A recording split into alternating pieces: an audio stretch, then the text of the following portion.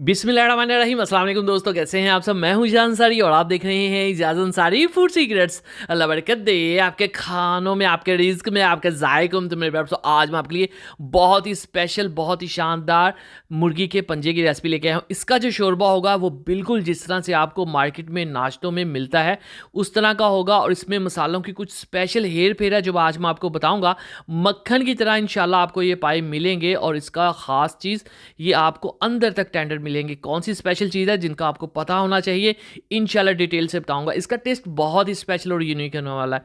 तो यहाँ पे हमारे पास पंजे हैं, ये आजकल साफ़ किए हुए मिल जाते हैं।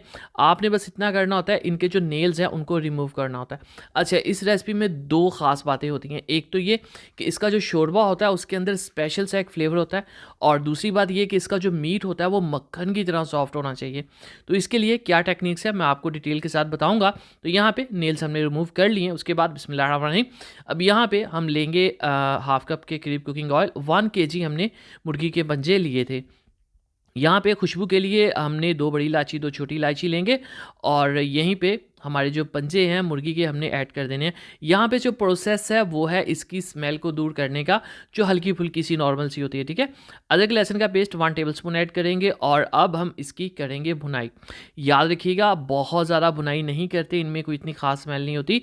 सिर्फ आपने तब तक इसकी भुनाई करनी है जब तक आपको शानदार सी लहसुन की खुशबू आना शुरू ना हो जाए। अगर आपने यहाँ पे ओवर इसको फ्राई कर लिया तो ये यहाँ पे गोश्त जो है वो ड्राई सा हो जाएगा, जिससे फाइनल एंड पे आपको एक जूसी सी बोटी नहीं मिलेगी। ठीक हो गया।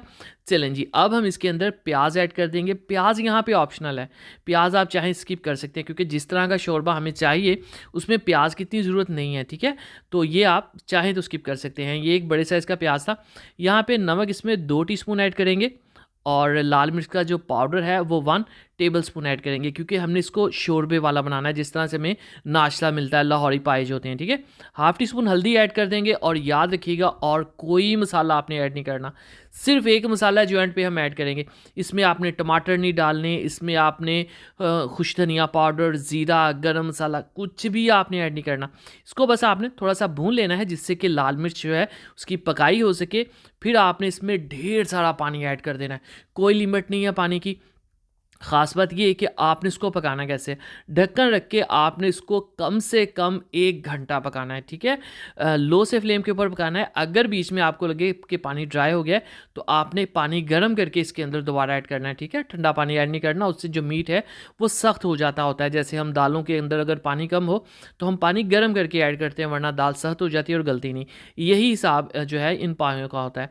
अब हमने इसके ऊपर ढक्कन रख के इसको घंटा, इवन 1.5 घंटा पकाएं, डजेंट मैटर। फ्लेम बस आपने लो रखना है। बिस्मिल्लाहिर्रहमानिर्रहीम।